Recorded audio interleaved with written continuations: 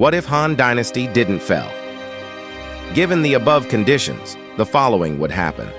The warlords will not fight each other. Mongolia and Tibet never broke away. There would be no war between China and Japan.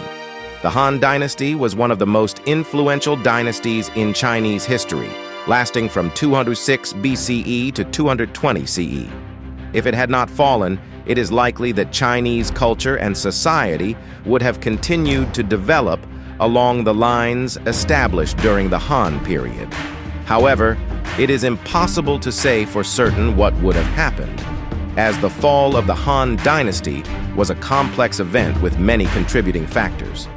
Some historians believe that the Han Dynasty's collapse was ultimately caused by a combination of political corruption, economic instability, and military defeats. Without these factors, the Han Dynasty may have persisted for much longer, but it is impossible to know for sure. What if the Han Dynasty never fell? This is a thought-provoking question. I can think of a few scenarios offhand. 1.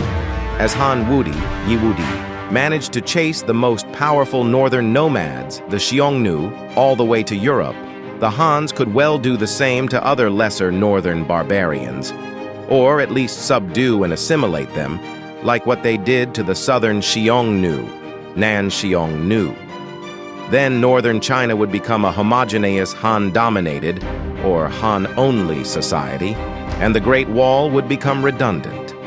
And it could well be said that Han Wudi was the first Han who succeeded in giving the northern nomads their own dose of medicine, the strategic application of cavalry, which the nomads on horseback excelled in and triumphed over the basically agrarian Hans in previous battles. But Han Wudi learned the trick, and hence turned the table by beating the Xiongnu in cavalry warfare. 2. By the same token, there would not be a Mongolian republic today, as the Mongols would also be absorbed into the big family of the Han Dynasty. Perhaps even the eastern part of Siberia, leading up to the Arctic Ocean, could become a Han territory. This would not be far-fetched, as a famous patriotic diplomat and statesman of the Han Dynasty, Su Wu, spent 19 years in the North Sea, Beihai, purportedly the present-day Baikal Lake, enduring extreme cold and abject living conditions, just to resist Xiongnu's temptation and threat for him to surrender. This touching story is a must-read for all Chinese kids throughout history as education on patriotism. People interested can read up Su Wu's Stowe. 3. On the Western Front, the Silk Road was established following Xiongnu's defeat and retreating westward.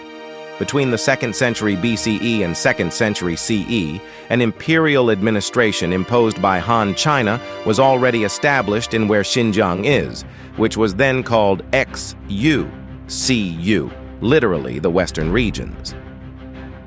By the way, the Uyghurs now residing in Xinjiang were not the indigenous people there. They migrated from Siberia north of the Mongol Plateau much later. It is a pity that during the whole of Han Dynasty's reign, not a single Chinese managed to reach the Roman Empire. The one who almost did was Gan Ying, sent on a mission to Rome in 97 CE by the Chinese general Ban Chao. However, he never made the trip to Rome, but reached only the Black Sea, or at most, Mesopotamia. So, if the Han Dynasty did not fall, diplomatic relations between Han and the Roman Empire could well be established, and the Roman myth, LOL, that silk grew on trees might well be shattered, and the drama of East meets West could well be put on stage much earlier, and perhaps with totally different contents.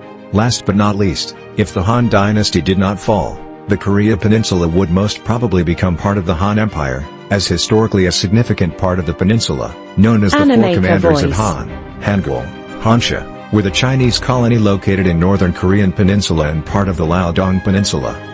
In conclusion, if the Han Dynasty did not fall but lasts up till today, China would become a truly formidable superstate, comprising practically the whole of the Asian continent. On top of that, the largest nation on Earth today, Russia, will pale in front of China, because, as mentioned earlier, Han Wudi would occupy eastern Siberia north of Mongolia, preventing the eastward invasion of Tsarist Russia through the maneuver of the Cossack cavalry in later history. Animaker voice. On the Western Front, there wouldn't be problems with the Uyghur separatist and terrorist movements plaguing China now, as there wouldn't be migration of their ancestors from Siberia to Xinjiang. To the south, voice. there would be much fewer disputes in the South China Sea, as Vietnam, which is the major claimant against China on SCS sovereignty, would be part of China.